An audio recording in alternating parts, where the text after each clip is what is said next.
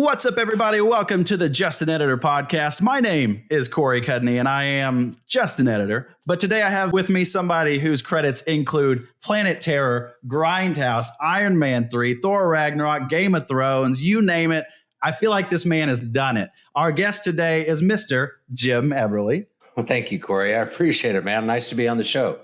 Awesome. Thank you so much for being on. You're like my first real-time guy, you know what I mean? Like worked on stuff that everybody I talk to is like, wow, that guy's got some creds. Well, I've been a lucky guy, very blessed, no doubt about it. So actually, take me like right to the beginning. Like, how did you get into where you are today? Like, what got you into editing and effects? Well, I started out as a drummer at the age of 9, and I actually grew up in Nacogdoches, Texas, and went to Sam Houston State University.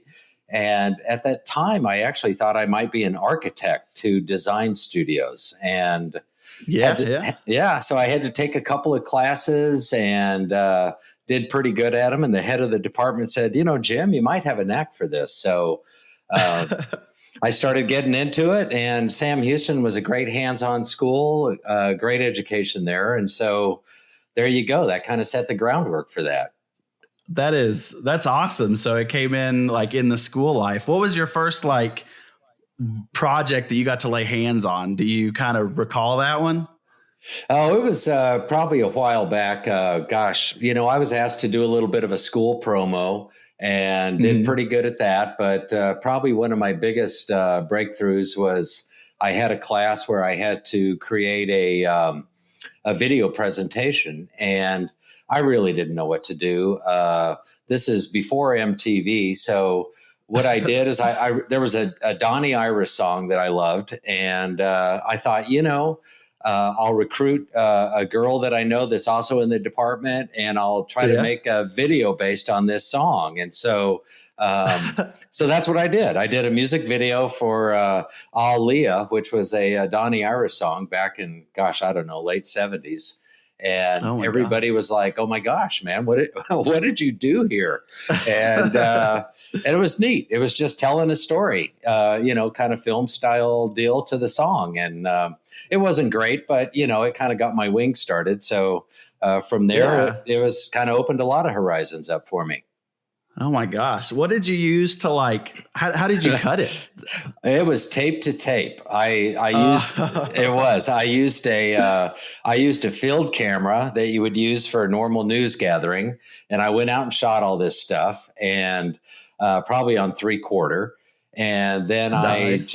I laid the song down, and then I started doing video insert edits to that music. And lined up my takes, and that was pretty much it. I think it was pretty much a cuts only presentation. I don't think I even had any dissolves added at that point. Oh my gosh, that's awesome! Yeah, it was a lot of fun. It was actually a lot of fun. So did you do like a college, or did you go straight to the industry? No, Sam Houston State. I got a BFA there, and then when I went out, I went down to Houston. It was the closest big city.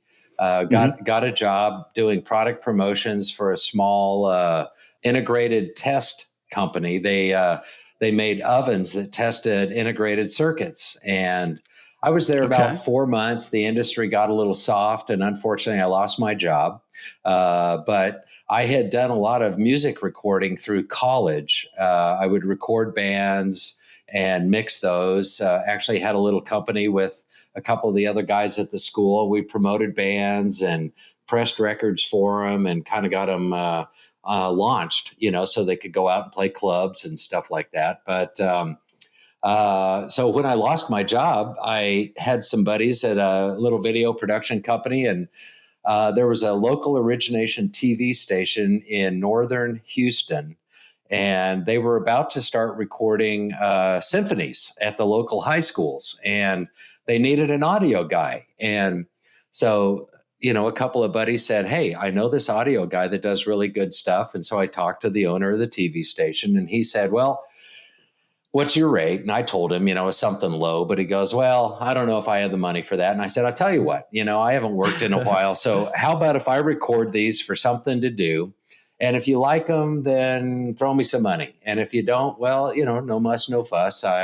Hopefully they worked out okay. And so I got a call from the guy and he says, "Hey, Jim, I got a problem. Can you come out and talk to me?" And I said, "Sure."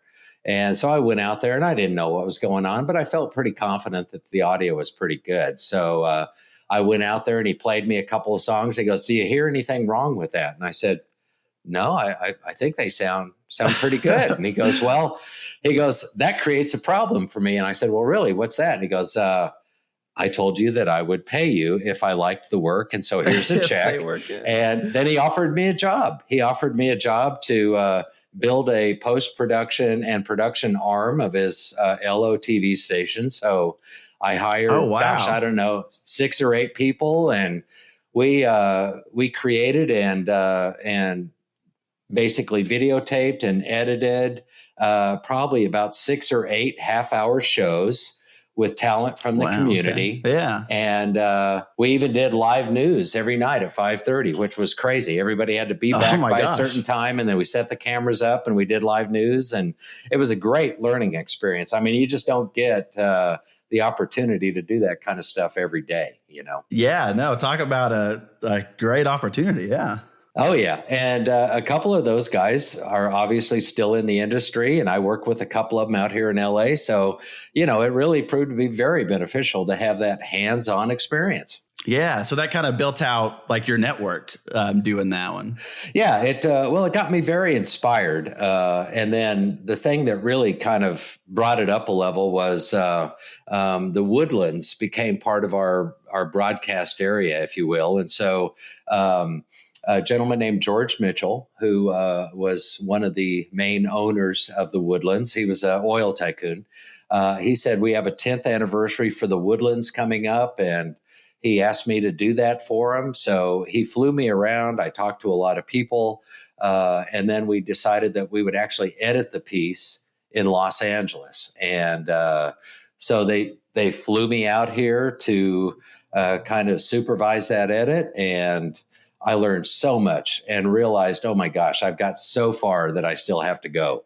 And so I immediately started putting out resumes when I got back home, and I landed a job in Denver at KDVR as Channel 31 independent TV station, and I was one of their promo editors.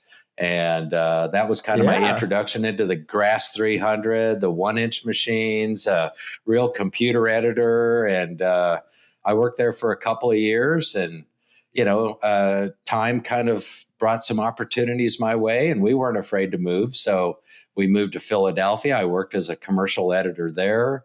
Then I took a job back in Houston.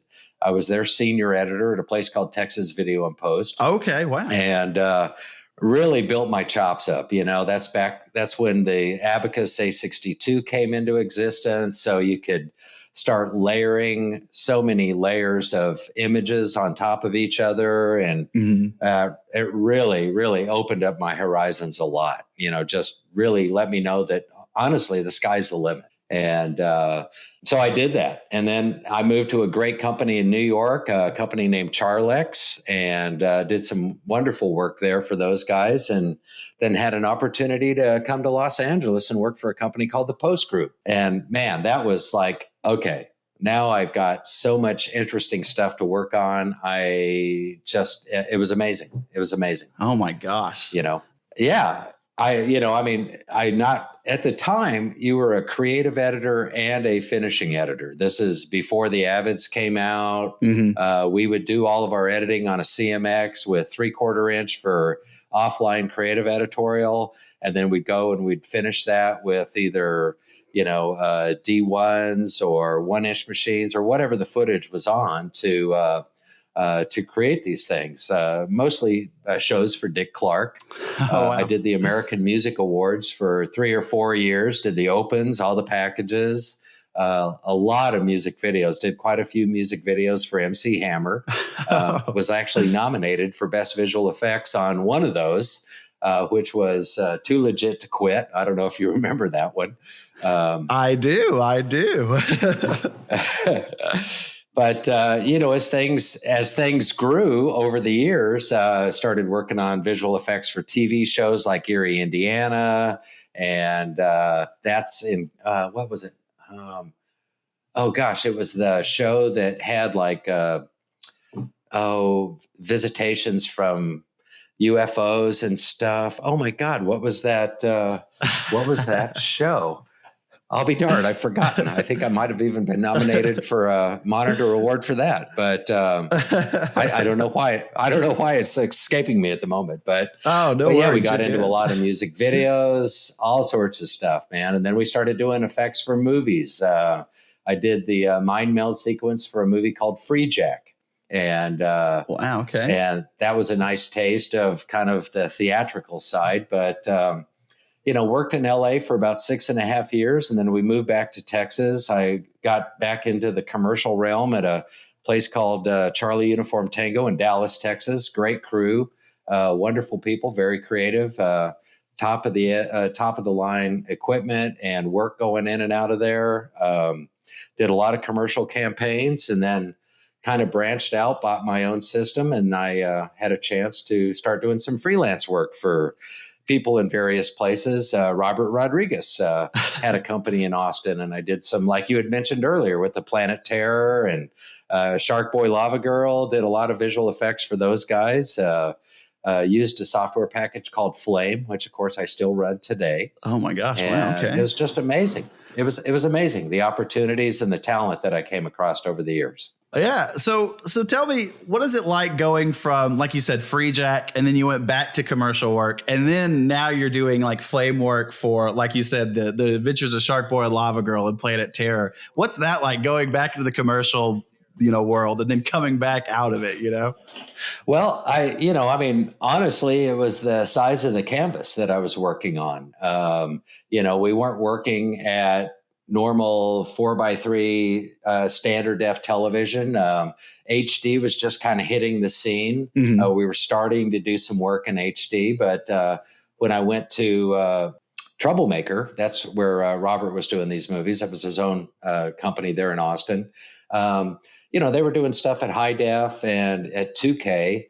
And it was only visual effects. It wasn't really editing. It was just getting these visual effect shots done to fill the holes in the Yeah. movie. And, they had to be very clean. I mean, because they're going to be projected on a 20-foot screen. And so Yeah, you everybody's knew gonna that, see them. Yeah. yeah, your work had to just be buttoned up a little bit more, So that was one of the big things. Wow. Okay. Yeah. No, that's awesome. That was one of the big things to overcome, is just that new format and just the intensity of, this has got to really look great. We can't have any lines. We can't have any edges. Everything's just got to be right. Yeah. So talk about, like, you're kind of saying, like the pressure with that. Did you have to kind of stay a little bit later for some of that, where you were like, okay, I have to make sure that this works perfectly? Oh, I always did. I learned pretty early on, even when I was trying to, refine my skill back when I worked in commercials in Houston before I even went to New York or to Los Angeles. I would go home and have dinner with the family, but then I'd go back to work on my own time, and I'd stay there Really? till, Okay. 2, 3 o'clock in the morning and just try new stuff and invent new looks and new ways of doing things. And, and Yeah. I had that Abacus A62, so I could do hundreds of layers. And so, Oh, geez. figured out how to, like, take the camera and fly it through like a museum, or just create like a road in the desert with all these billboards that you would fly past. And this is all done with 2D images. This is all like images that are laid down and used to make a floor, and then Oh my gosh. start making your billboards and start making your, and it just took a lot of planning. It took a lot of patience, and it just took a lot of R&D as well. I'm very thankful that I've had some great mentors, that have encouraged me throughout my life and throughout my career. And without their support, obviously it just makes it so much harder. It's getting that enthusiasm from them going, Jim, I'm looking at some of your stuff. It's looking great, man. You're really coming a long way. And so that was very encouraging. And I think everybody needs that. Yeah, that's a really great point of having those mentors, and like you're saying, them cheering you on from the sidelines and helping encourage you, get even better with what you're doing. Yeah. Oh, absolutely. Absolutely. And in turn, we at some point in our lives become, mentors and hero makers, if you will, Mm-hmm. to basically encourage people to let their talent shine. And, in doing that, we learn a lot too. I can't even begin to tell you how much I learned from trying to teach other people. It just keeps it fresh, and then their perspective is different. So you get a lot of new ideas just by sharing information. Yeah, it's definitely a two-way street. In that regard, definitely. Yeah. Yeah. So take me through. You're at Troublemaker. What do you do next after Troublemaker?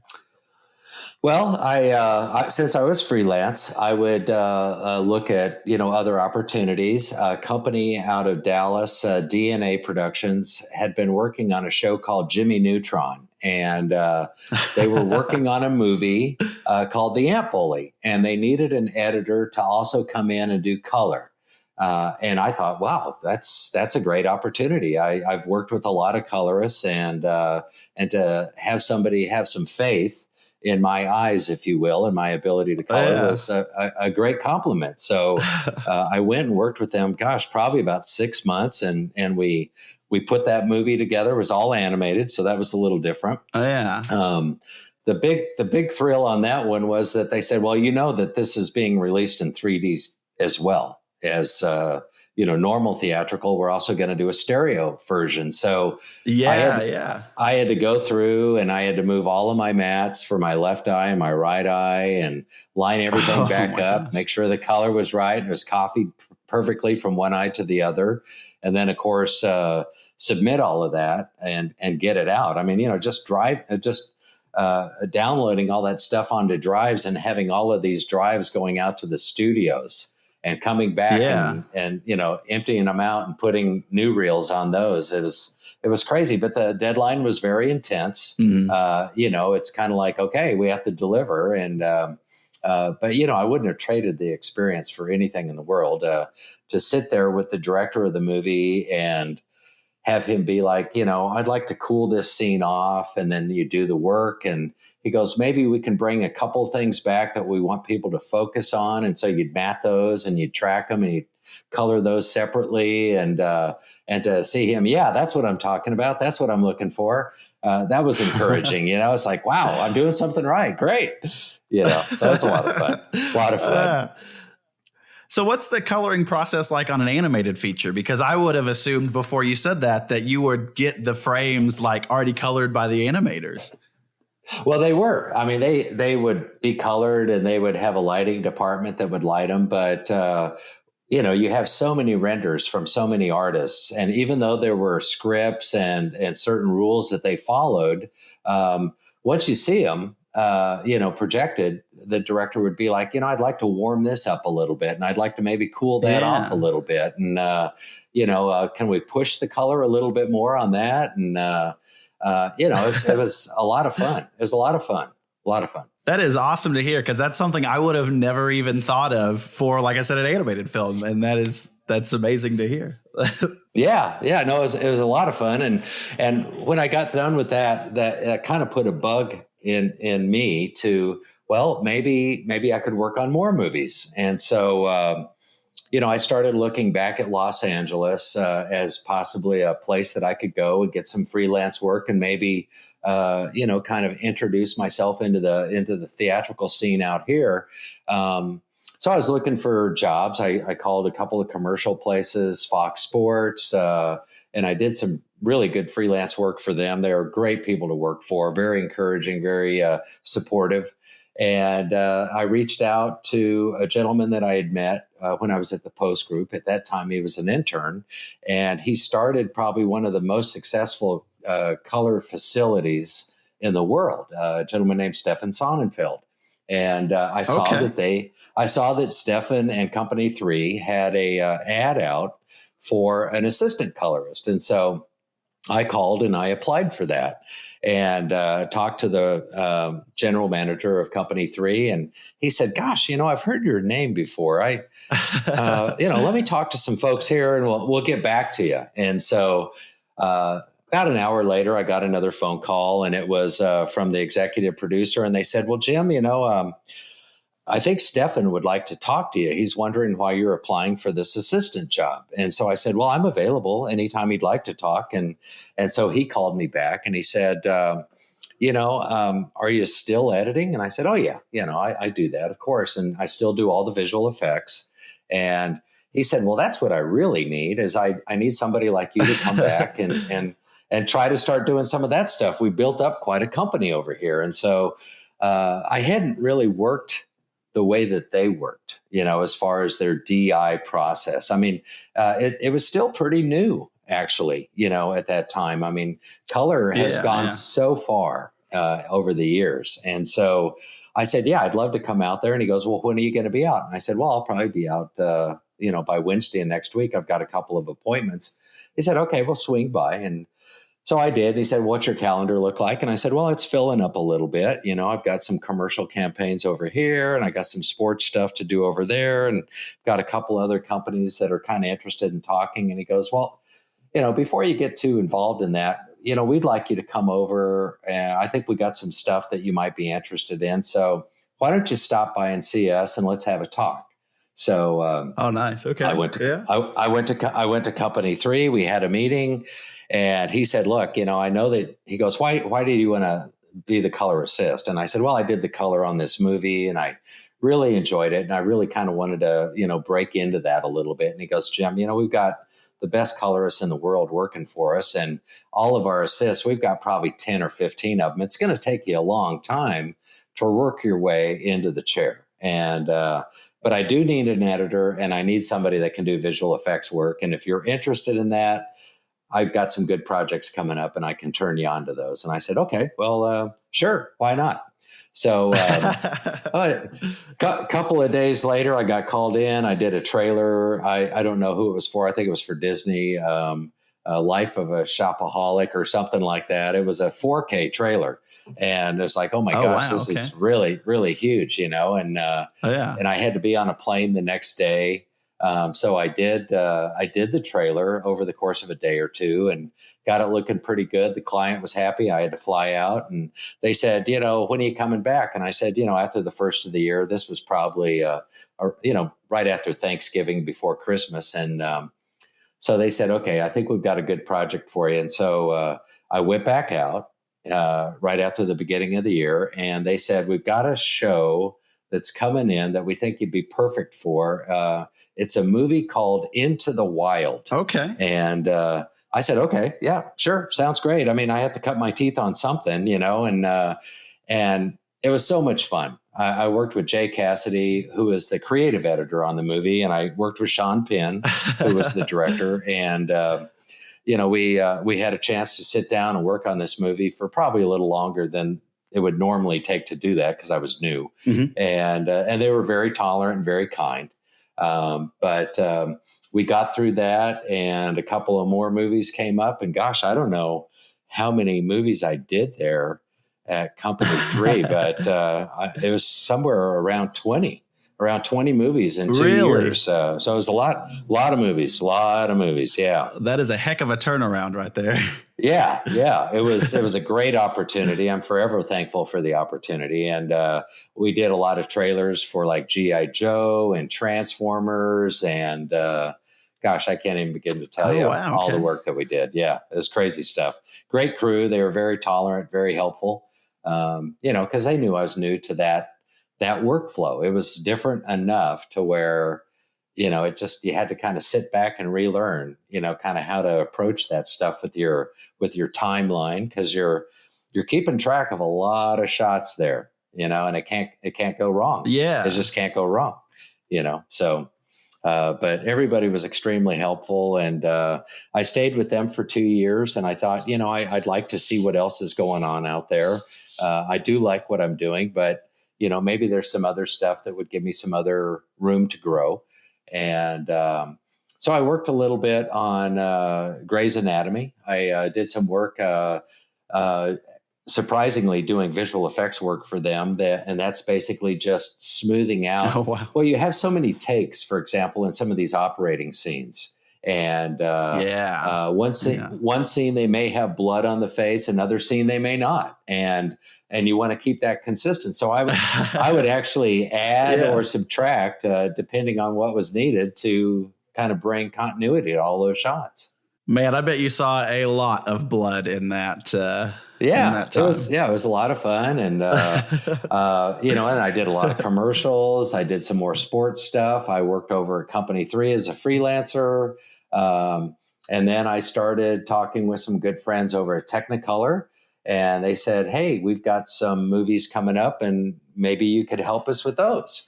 And I said, "Sure, that sounds great." And they brought me in, and that was around Iron Man 3. Wow! Okay. So that was the first movie that I did with Technicolor for Marvel, and that was phenomenal experience.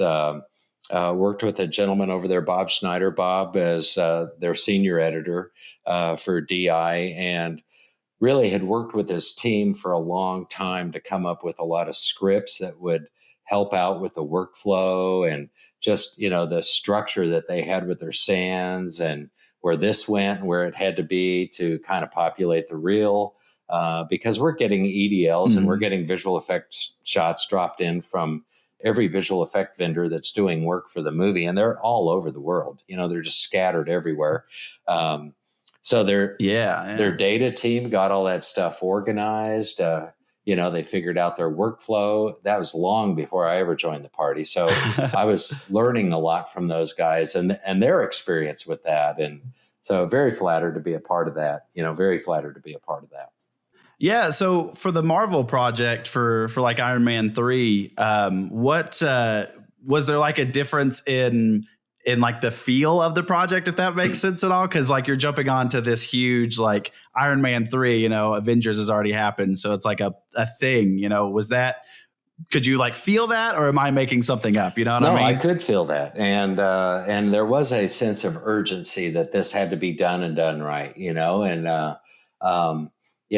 Bob was extremely helpful in getting me acclimated to the workflow and how they worked and the scripts that they used to, succeed at getting these shots wrangled in and put in the correct directories so that you could put them into the reels. And, I'd learned so much at Company 3 with, setting up the timeline and having your reference there so that you could always split your build with your reference and making sure that everything's just spot on.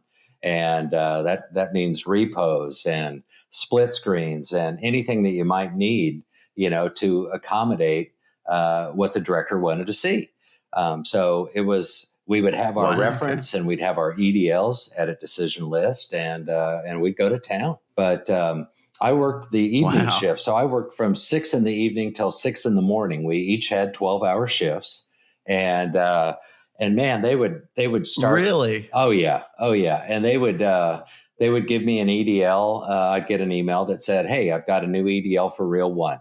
And so I'd start working on Reel 1. I'd get another EDL that would come in for Reel 3. And I'd be like, gosh, I'm not even done with Reel 1 yet. Oh my gosh. And so, so I started to get like, I got to pick up the pace here, And so it was funny. You just really got to know the workflow really well. I mean, just like you'd sleep and dream that stuff, and and so I'd move on to Reel 3, and then I'd make a spreadsheet to let them know how many shots were temps, how many were finals, how many were still plates, and then I'd go on to the next reel and get that out there. And then I'd go on to the next reel. And for 12 hours every day, man, we would just sit there and rock through those reels. And my gosh, when they said, okay, 2D's done, it's time to do 3D now, we'd start rocking through those. But, it's amazing the amount of talent that is out there and the coordination and the the workflow that has to be created to make something like that successful. It's so much data. Yeah. It's the expectation, as you can imagine, is so high. to just make sure that it's absolutely correct, so it was a big opportunity for me to be invited to be part of their team and to try to contribute. And sometimes you absorb more than you give, and that was certainly the case there. That I was being taught some wonderful skills without really even knowing it. And I don't know that I was able to really give anything back like I would like to, but hopefully I did. Yeah. So what is it?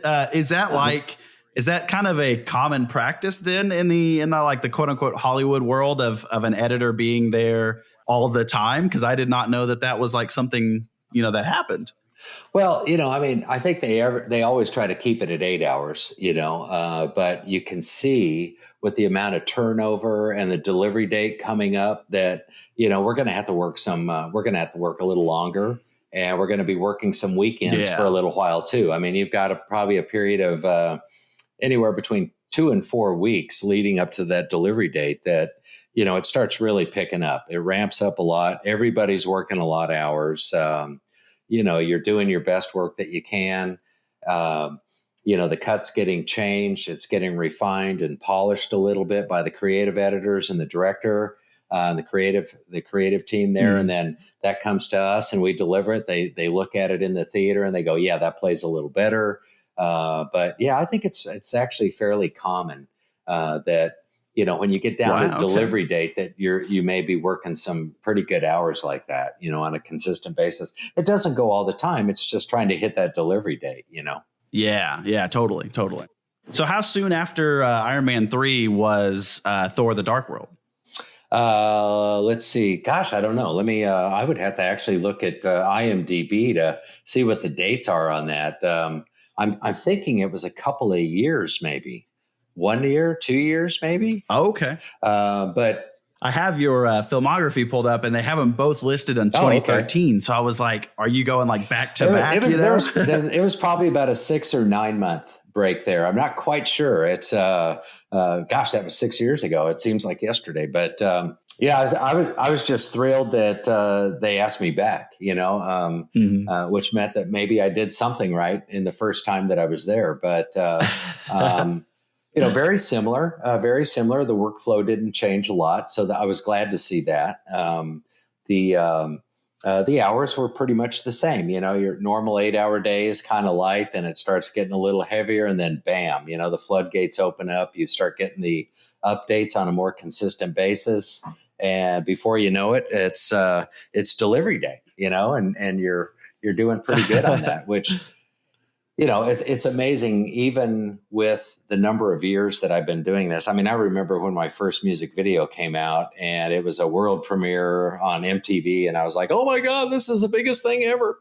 And I think we even threw a party at the house and so on and so forth. Even though I probably couldn't even keep my eyes open, but you still get kind of giddy that way, no matter what you're working on. When it goes out and it's delivered and you see that it's received well, you're kind of like, yeah, that felt good. I had something to do with that. That's awesome. That was a wonderful payoff to the hard work that we all put into that, and that's, I don't think that's ever going to change. I hope it never changes, because that's what it's kind of like hitting that great golf shot. It makes you want to go back and play another round. Well, same thing with you get that satisfaction. Yeah, and you're like, wow, that was awesome. I got to do that again. And fortunately, I guess that was the spread. Was a couple of years after that, Thor became the other Thor, Ragnarok. And that was a lot of fun. Yeah, that was a lot of fun. And the funny thing is I never got to listen to those when I would split those reels out with the reference. I would never have any audio.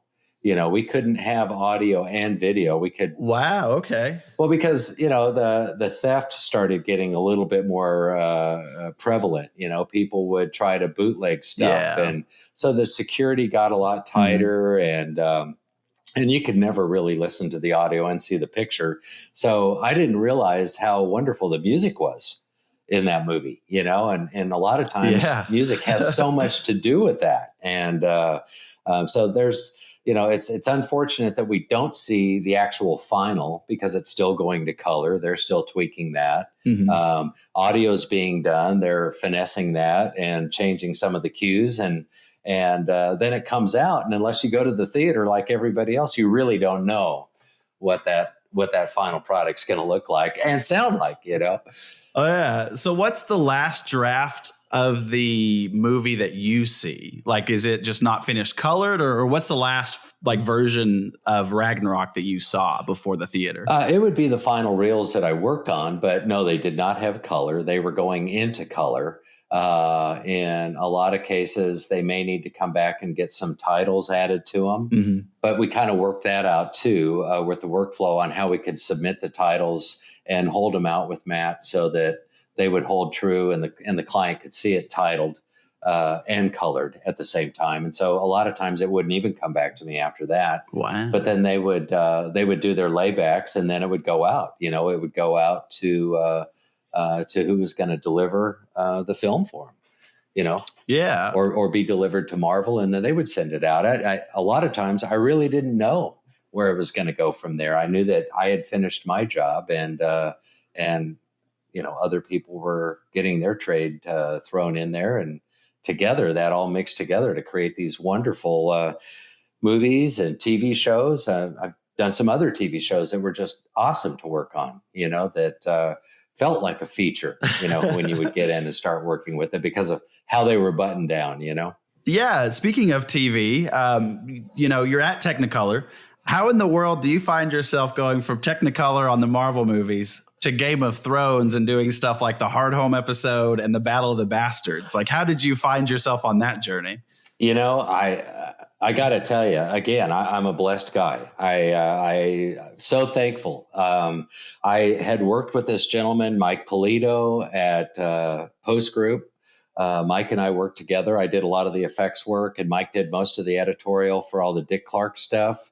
And later down the road, Mike was asked to join a company called Chainsaw. Chainsaw is a wonderful editorial house out here in Los Angeles. And I had asked Mike, well, do you ever have need for a flame guy? He goes, no, Jim, we really are pretty much an avid house. We don't utilize flame, but if we do, I will keep you in mind. And I said, okay, great. And so I think one morning I'd gotten home from doing probably an all-nighter, and it was 9:00 or so in the morning, and I get this phone call. And it's like, hey, Jim, this is Mike Polito, and I'm here with Steve Purcell and a couple of guys here at Chainsaw, and we wanted to talk to you. And I'm like, huh? What? Mom, is that you? I'm like sound asleep, and he goes, you sound kind of tired. We can call another time. And I go, no, I'm fine. And they kind of laugh a little bit. They go, I tell you what, call me later in the day. We want to talk to you about something that we think we might have for you. And I said, okay, great. Well, if you put that on me, I'm not going to go back to sleep. There's something exciting waiting, right? Yeah, exactly.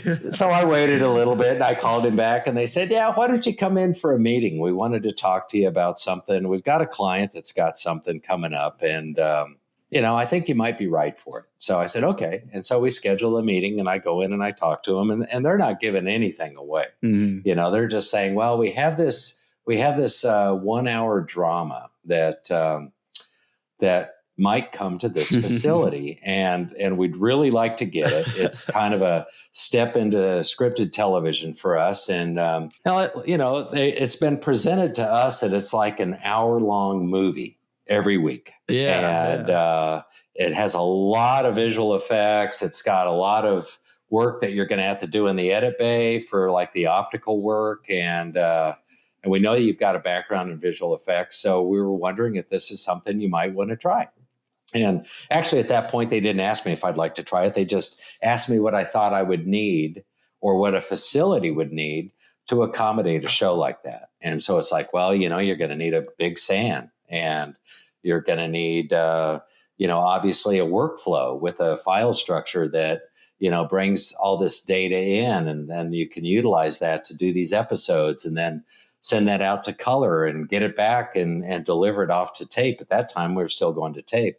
And And so, you just kind of look at it like a movie, and you should be good with that. And so they thought about it, and I don't know what other conversations they had, or who they had conversations with, but I got a phone call back and they said, great, we want you to come in. We want you to meet the colorist.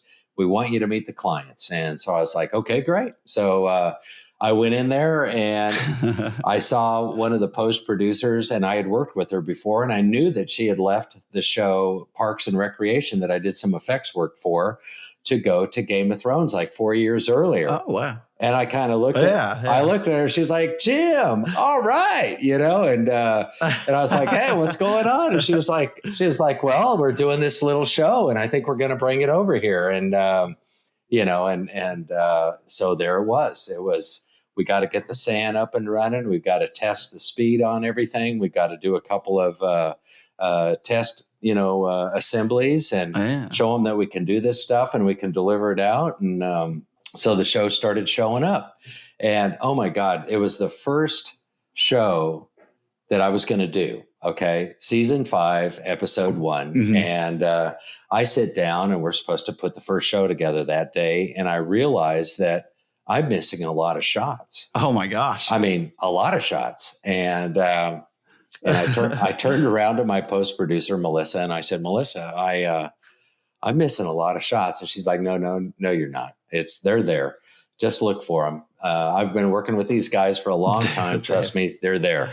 And so I looked and I called my data guy and I said, would you do me a favor and would you compare the drive that we got to the amount of data that we have on the sand and tell me if they match? And so he did. He looked at it and he called me back and he goes, yep, they're both the same. And I said, okay. And I manually went and did a search for a couple of shots. And I was like, nope, they are not here. And so I created what I call an MIA EDL, which is a missing in action EDL of all those shots. And I emailed it to Melissa and I said, I'm missing those shots. And she was like, oh man, I hope you are right, buddy. Because this is going to go one of two ways, and that was, of course, on a Friday afternoon. Of course, I go home and I don't sleep.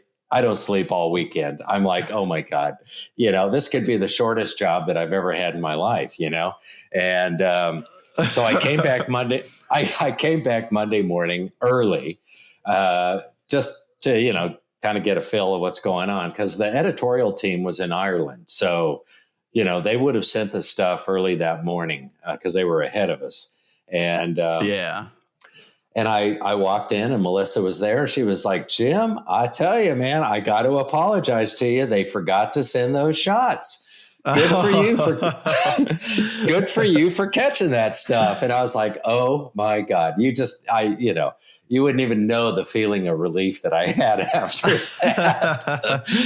So that was my introduction into Game of Thrones. And I immediately realized how talented those people were. I mean, everybody, they were so wonderful to work with, just so on top of their game.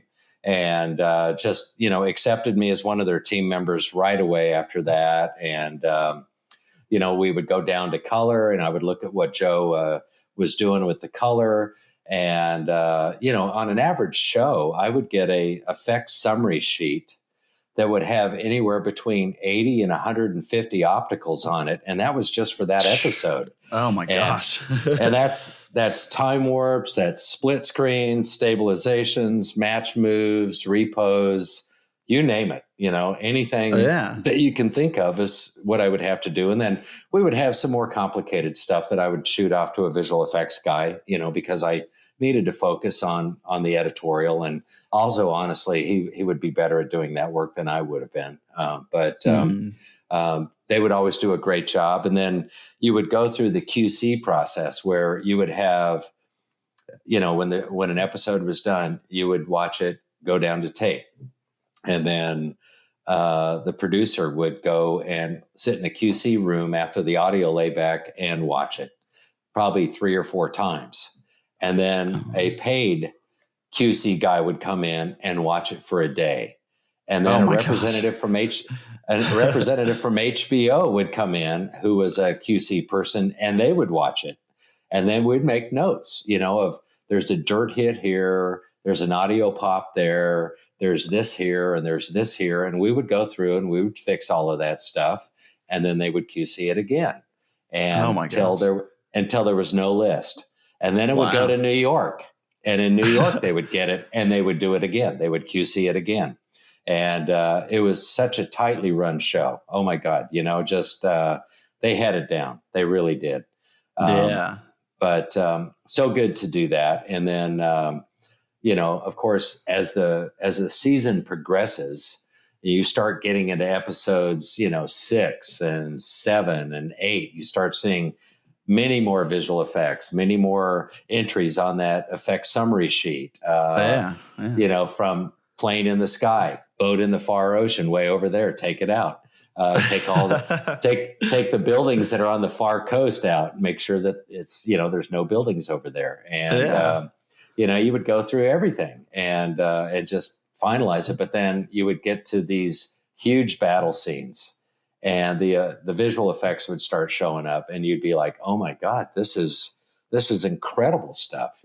This is just to even be affiliated with the crew on this team is such an honor, such a compliment that you would be invited to that party, and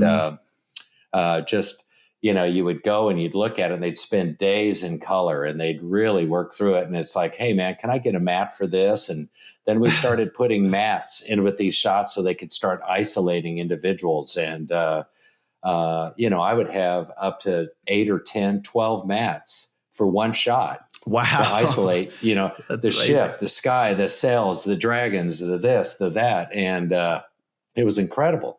So not only was I putting the picture together, but I was also conforming a whole mat, mat tracks, 11 tracks of mats that I would also publish out for the colors to use. And, it was just a great learning experience, wonderful learning experience. It just, I'm sure there's shows out there that are of that caliber that do that kind of work, but I had not been introduced to that before until then. And I don't know, those guys were pretty buttoned up. I would say that you could probably count the number of shows on your hand that are that involved, and maybe on just a couple of fingers, because those guys really, really, man, they knew what they were doing. They really did. Yeah, no kidding. How did it feel to jump on to a show like Game of Thrones on season 5, where you're like, this thing is already huge. Like, I can't mess this one up. Oh yeah.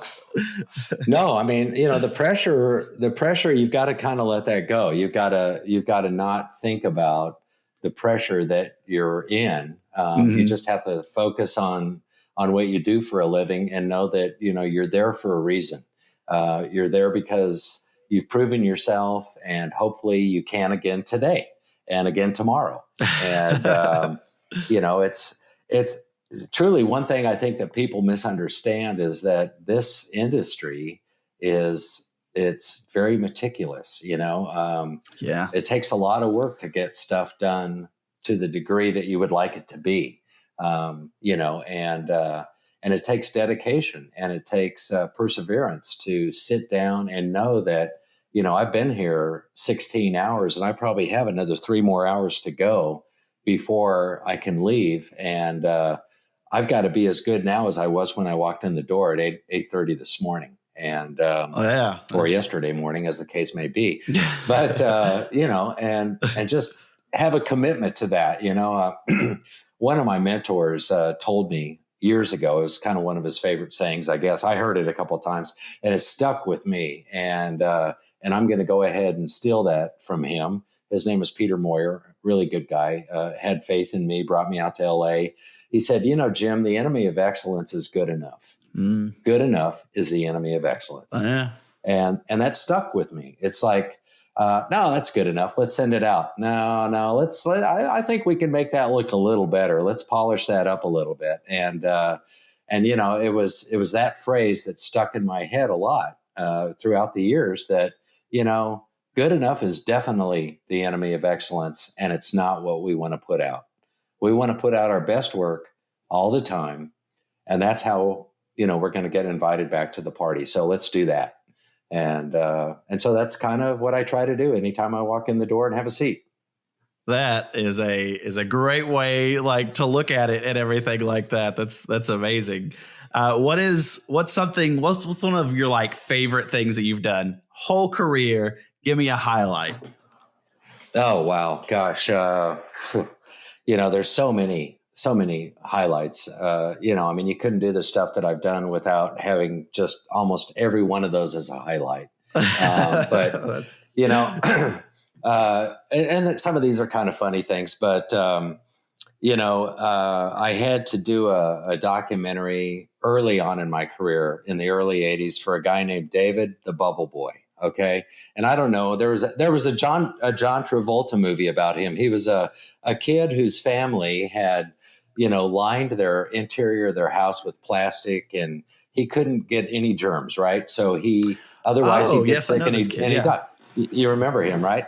So I had to do I did a documentary because the family lived in the neighborhood that our local origination TV station was at. And that was one of the topics of one of the shows was David the Bubble Boy. And they wanted me to make the whole show basically a dedication to him.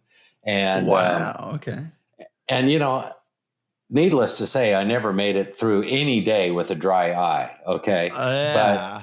But I gave everything I could to that, and to see other people, to sit back and watch other people watch that and take away all the emotion that I had put into that and show their emotion for all of that convinced me that, wow, that was a good job. That was a great job. So knowing that other people can be affected so much by your work was a great lesson for me early on. Another big one was I'm working on music videos for MC Hammer at the Post Group, and I was working with him in one of the rooms. Everybody else was in other rooms or doing stuff, and they cleared the furniture out of the room so he could practice his dance steps to one of his new songs. Oh, wow. So he's listening to a new song that I'm playing for him in my edit bay at the same time that I'm doing visual effects for the music video that's going to come out in 2 days. And wow. Okay. So it was incredible to have that kind of a relationship with Hammer. And, we would have people like Prince that would come in, and Bon Jovi, and, various folks, Michael Jackson. And I didn't work on all of those videos. Other very talented editors did. I did some work on some of those, but, just to be in a room like that be in a room with a person like that and see that they are so down to earth, so friendly, so accommodating, so appreciative, was amazing. That was just amazing to me to see that people did truly have an appreciation for the stuff that you were doing for them, that meant so much, Yeah. And of course, going to probably one of my first premieres, it was probably Iron Man 3, which was the first premiere that I was invited to go to. It was cast and crew. So, your red carpet's not there. That's already happened. But just to be in that room with everybody that contributed and see that the theater was packed. So it's man, there's a lot of talented people in this room. There's a lot of people that worked on this. Oh my gosh. Yeah. Yeah. And, so, those highlights like that, going to an award show, even though you might not win, just being included into that, being asked to participate, and being recognized as somebody that excelled in one way or another on a project, to be in that group of people was extremely flattering. And just, you can't help but just, feel like you've accomplished something when you walk in and somebody is looking at your work and saying, man, that was a great job. You did a great job on that. And that merits being a finalist for this category in this award show. And that was, amazing. Wow. Yeah. Well, Jim, I couldn't think of a better way to cap off the episode than with that. Thank you so much for being here. That you shared so many amazing stories already. That was awesome. Well, I hope I didn't talk your ear off. I do have a tendency of doing that. But thank you so much for inviting me on. I really look forward to the success of your podcast. If ever I can help you with getting other folks or be another guest, I would love to do that at any time. Thank you. Awesome. Well, thank you so much. Just remember, everybody listening, that you can watch the Just an Editor podcast on YouTube. You can check us out on iTunes as well. I'm trying to get us on Spotify and everything like that. Thank you so much for watching, everybody, and I will see you in the edit bay.